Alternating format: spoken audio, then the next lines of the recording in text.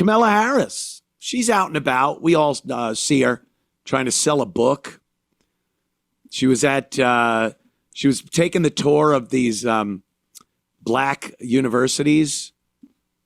What do they call them? I don't even care. HBCUs. Well, what's that, Sean? HBCUs. Historically black, right. Historically black colleges, whatever it is. But yeah, I know what I call them. Yeah. And she's trying to sell her book. And the only people that are buying her book are these people that she goes to stop off at these black universities and whatnot. And the unfortunate part is most of them probably can't read a book. So she falls into this weird kind of paradox. But she's out there. She's selling it. And even Kamala Harris has gotten into this vulgar language thing that seems to really be taking off with politicians and people of note like Kamala Harris. And I think, yeah, this kind of did start with Trump. But as I've said, Trump, it suits him. That's his personality. He comes from the world of construction, New York construction back in the 80s. That was all mafia. Trump had to sit down with members of the five families to get a teaspoon of concrete delivered to any job site in New York. So a lot of the talk was very, a lot of suckers, all that stuff. It's part of his personality. Trump doesn't seem out of place when he says bullshit. We're not listening to that bullshit anymore.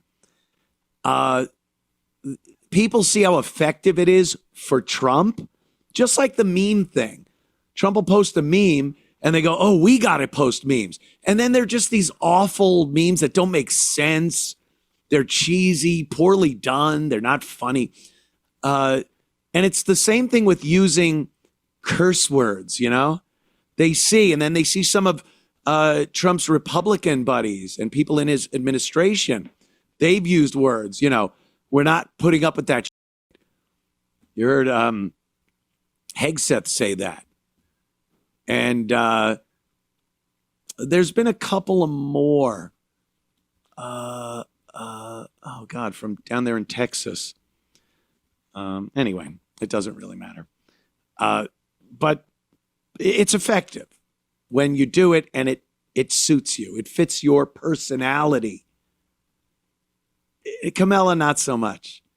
When you see someone like Chuck Schumer saying shit, you just cringe. Gavin Newsom, AOC, they're all these politicians, and all they're doing is looking at someone that's doing something and it's working for them, and then they just adapt it to themselves.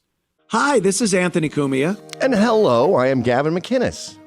Together, we're Compound Censored. And we'd like you to subscribe to our network that has more fantastic content you could shake a stick at. Use this promo code for a one-time super offer.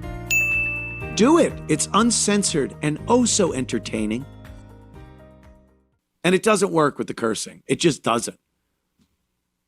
Seeing Buttigieg cursing, it's retarded. So here is, who the fuck is actually doing this? Let me look. Oh, Kamala. Here's Kamala trying to sell her book. She was on a stage talking to somebody, and it's not till the end. Before she breaks out her little curse word, though, listen to what she's saying. It's pure Kamala word garble salad bullshit. Like, what is she fucking saying? Let's listen. I'd like to bring it back to the audience, which is this. One of the other reasons I wrote it is history is going to write about this. Yeah. And it was important to me that be told with my voice being present. And I would say that everyone, we are living history right now. And you all as storytellers. She tries to be so profound with the simplest of statements. Her little simple-minded statements And she looks at the audience, because this is how she looks down at people, everybody. She just looks down her nose at everybody. And she thinks she's making a profound statement because she truly believes the masses are idiots. And by the way, the people that bought tickets to see Kamala Harris, they are idiots. I get it. But she thinks everyone's an idiot. She's playing to her audience of morons. So she's just like, here comes an amazing statement. We are living history right now. We are going through history. Yeah. That's what we do. That's life. That's flying around the sun a few times and celebrating a birthday and being involved with something that the next day is written about as history, yesterday. But the way she says it, like it gets in her head, she's like, oh, this is good. We are living through history now. You drunk. Rewind it a little so I could hear her just say that again, and then just keep it going. I'd like to bring it back to the audience, which is this. One of the other reasons I wrote it is history is going to write about this. Yeah. And it was important to me that be told with my voice being president. And I would say that everyone, we are living history right now. And you all as storytellers are living this. You're not passive observers, you know that. You're living it. And I would ask you that all the emotions that we are feeling, give those emotions, give that experience to those people that you are writing about and writing for. It gets back to my point about helping people just put a label on it, even if it doesn't change the circumstance. Could you pause again? Because now she's a writer. This is this fucking idiot. She believes that she is some amazing thing. She's amazing. Vice president. She wants to be president. She gets the nod from Biden to be vice president because, as Biden said, he's looking for a black woman. I need a black woman to be vice president. She doesn't have to be good. She doesn't have to know shit. She could be a blithering idiot. Oh, look, Kamala Harris. Let me bring her in. And then Harris goes through the motions of being the vice president and thinks she was actually qualified to be vice president. No, you were picked because of your skin color and what's between your legs. Then the presidential run. She honestly felt she was qualified to be president. And the American people gave her a resounding fuck off. No, shut up. You're not. And then she goes away for a little while. She comes back and she's got a book. And now she's sitting there telling people how to write. You need to take that experience and what those people and you're writing about. Like it's the inside the writer's studio and she's teaching everyone. What a fucking self-centered, narcissistic lump of cock she is. Oh my God, thank God. Thank God Donald Trump won. Oof, All right, continue. there's so much about this moment that is trying to make people feel like they've lost their minds. When in fact, these motherfuckers are crazy. These motherfuckers. When in fact, these motherfuckers. Say she sees the people are cursing now. So she could curse in public and it's just going to make her more endearing to people. That's what she believes. Just like she believed she was chosen for vice president because of her qualifications. Just like she believed she'd be elected president of the United States because she's so awesome and Beyonce and Jay-Z love her. And, just like she thought she could write a book that would sell. the fucking, oh, we dodged that one. Dodged like Donald Trump dodged that bullet in Butler. Whoa, that was close. Holy shit. Was that close?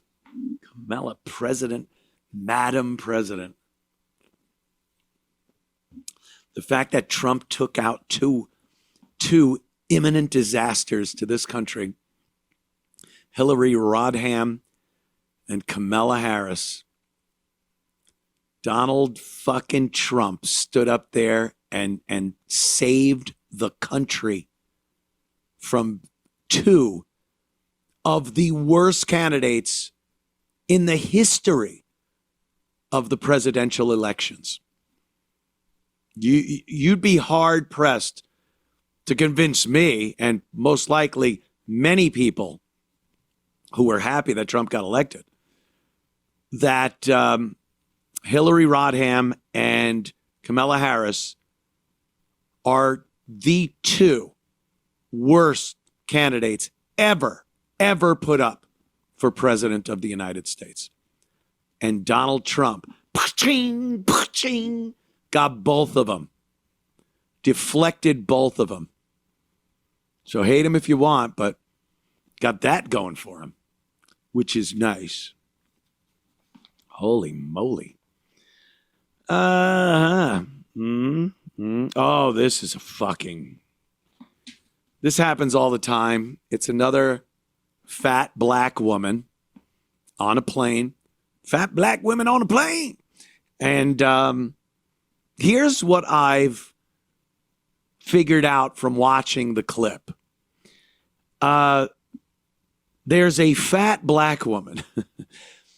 She's on one of these discount airlines, of course. You could really tell what a shitty discount airline it is because the seats, I can't fathom going on an airplane and looking at the seats that are on this plane.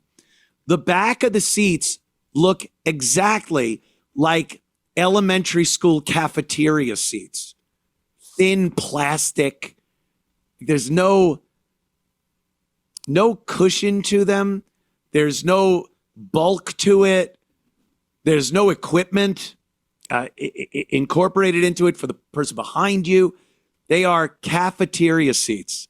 And if you see cafeteria seats, this is a shit airline. So this fat black woman, she seems to be seated midway down the fuselage, right in the middle, over the wing, I guess. People in front of her, people behind her. The plane has landed. It has pulled up to the gate. It has started deplaning the people.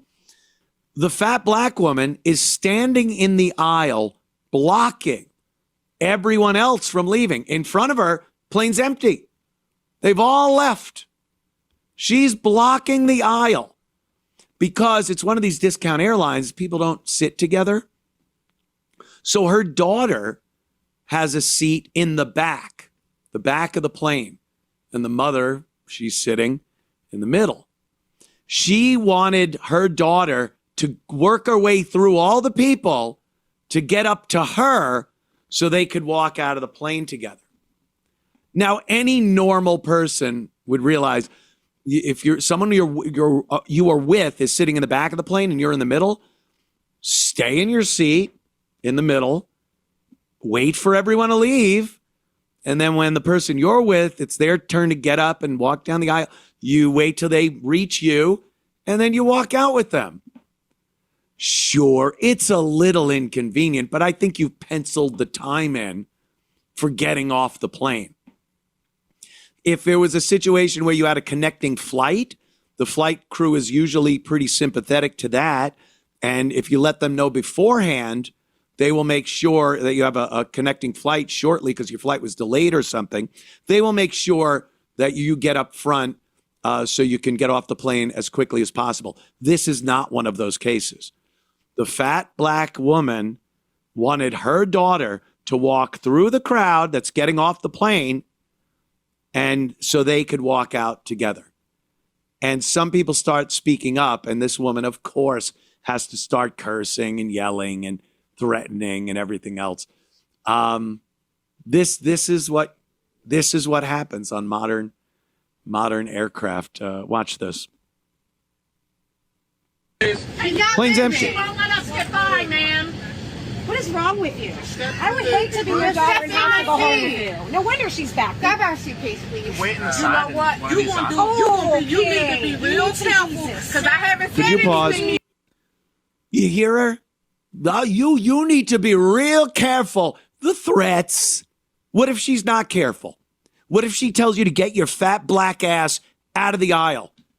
You better be careful, because I'll come over and punch you. That's it. The jump to violence. The jump to violence. The thing Anthony Cumia got fired for mentioning in 2014.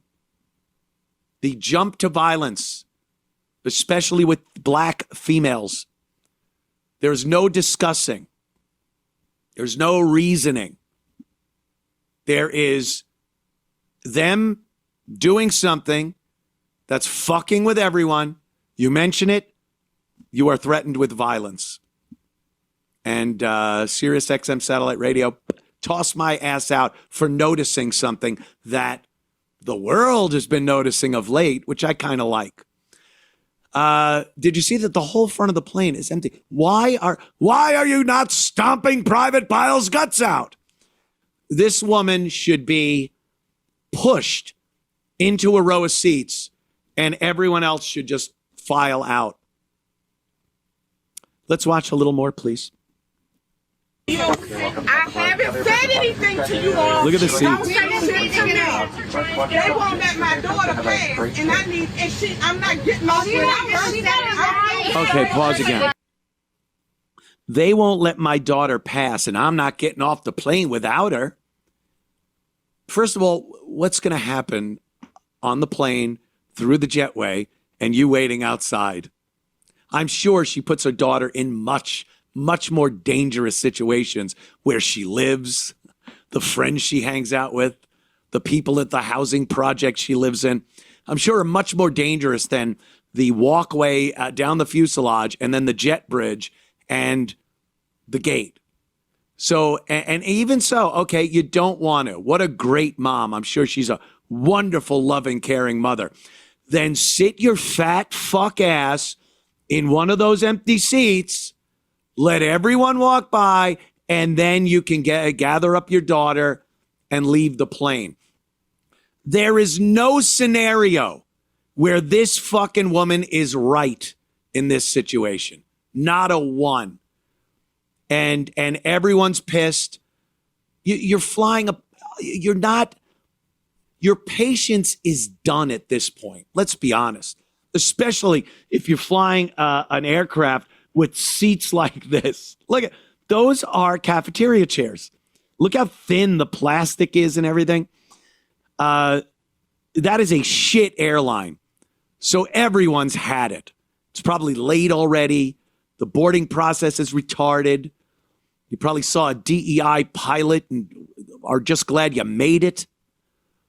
And now you got to worry about your baggage and everything. And this load of shit is blocking half the plane from getting off when she could just sit down, wait for her daughter. But no, she's better than everyone. She needs to leave before anyone else behind her because her daughter is in the back of the plane, and that gives her an excuse to use her kids. I've seen this tactic during my favorite videos, Black Women Stopped by Police. They use their kids constantly. I got to pick my chow up from school. Well, then you shouldn't have been doing speeding with a suspended license and too dark of tint and no Reggie. In my cousin's car. All right, it's your cousin's car. I get it. They use their kids all the time. My chow in the back seat, you're scaring my chow. Then step out of the vehicle like I've instructed. No, I'm scared. I don't feel safe. Where's your supervisor? They just use their kids for everything and anything. She's using her kid right now to try to get off the plane. She could have been off the fucking plane already. And the kid could have been off already if she didn't hold everyone up from leaving. Oh, God, it's infuriating. All right, a little more. Until she can get up here. That's fine. No, why they can't let her come past? They're trying to come from the back of the plane and get off first. Why did she come from the back of the plane? That's what road Why she ain't is. she? It's going to be a one-way. It's going to be hard for everyone to But move why their they bags can't? and Why they everything. can't let her pass? You haven't been on this plane long enough. Why and they can't let her Mind your pass? motherfucking business, bitch. Ooh, pause. Why am they can't let her pass? Why am they can't let her pass? Can your fucking walnut brain in that thick skull understand that your daughter working her way through a crowded aisle, perhaps making everyone sit in a seat so she could get past, is more inconvenient than you plopping down in one of those empty seats? Why am they can't let her pass? It makes no sense to let her pass, lady. You sit your ass down and let her come out. She just wants to get off the plane first before any of those people. I'm surprised she didn't run to the front to get off before everyone else. I guess if her daughter wasn't in the back, she would have done something like that. Why? I got up first. But now she thinks her daughter should work her way through a crowded plane. For what? For her fucking privilege? And then the white woman starts saying, sit down. Oh, fuck you, man. Oh, you know what I want to get?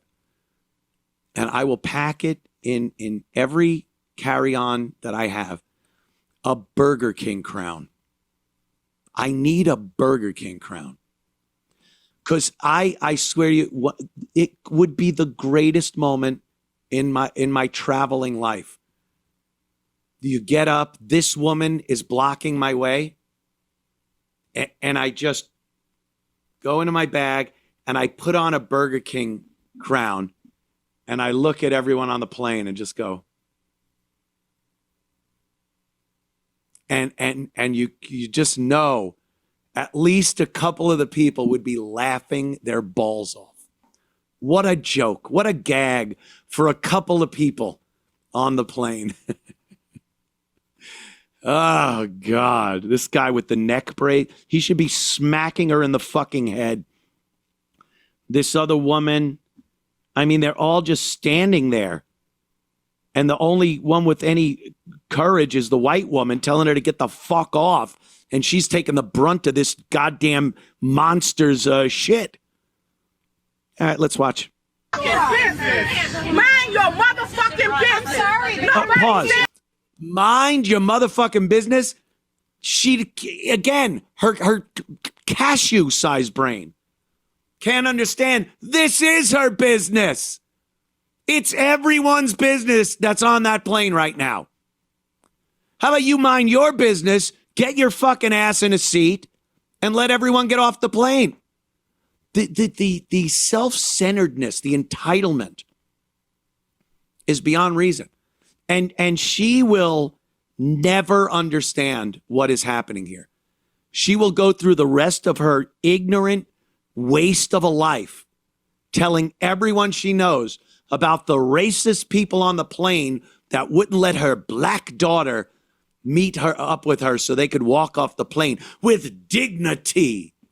She will think she was slighted somehow. She'll let all of her dumb fucking friends at the projects know.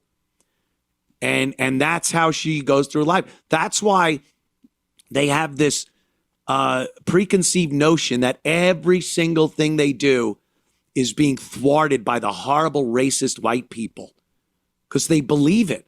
She cannot see fault in what she's doing here. Just, it's beyond her. All right, a little more. And you're not the problem solver. You are not the problem solver. You're not the problem solver. You are not the problem solver. You are the problem. You're the problem. No, you are the problem. No, she actually. And I asked her a question. Let me ask you a question. You just had to to the side and then she can come up. You can wait Then for her. fuck y'all. Thank you. That's the best solution. Thank you. Unless you're saying thank you to the flight attendant, like what the fuck? She needed the flight attendant to tell her that? That woman should be fucking arrested. The second she gets off that plane, there should be a cop there to cuff her and drag her away. Yeah, exactly. Interfering with the operations of an aircraft. Interfering with the flight crew. Arrest her. Let her daughter sit there crying as she's watching mommy get arrested and wondering why. Because evil white people, apparently. She wouldn't be able to understand that. That woman should be arrested, put on a no fucking fly list. Oh, that one got me. That one angered me to no end. I take reputable airlines. And even then, it's not a perfect experience. But I've yet to see a kerfuffle on a Delta flight. Yet to see it. I know it happens. I've seen articles and videos. I know it happens. But it's way more rare of an occurrence than on these plastic elementary school seat airlines. It happens all the time. Because they're stupid. They were too stupid to get themselves jobs that could afford them a better airline. So they're too stupid to really figure out what to do in a situation like that. And I'm not saying everyone on there is too stupid to get a good job to take the airline. Some people genuinely make good money and just want to save money. And that's great. If that's you, fantastic. I'm not talking about that. I'm not saying everyone that takes Southwest or Frontier or Spirit, I'm not saying all of them are retarded. I'm just saying per capita, you're getting more retards per capita on those than you would get on Delta. So, and then you step it up a notch with first class. Now, I'm not really concerned what's going on back there, unless it's a fire or an explosion. But I'm not really concerned what goes on behind the first class curtain. Hopefully someone took a video of it. I could watch it later. But they're imbecilic. And you could see how it was a group of people that knew what the solution was. That group absolutely knew the solution was, they knew the problem. Here's a woman and her kid. She wants to walk off the plane with her kid. She's suggesting the kid walk up the aisle that's already crowded with us.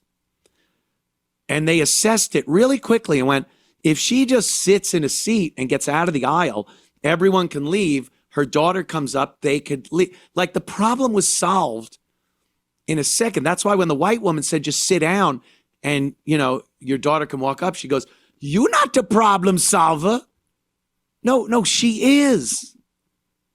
Her and the group of annoyed people are indeed the problem solvers. You just weren't going to listen to them because they're white and they were telling you what you should do.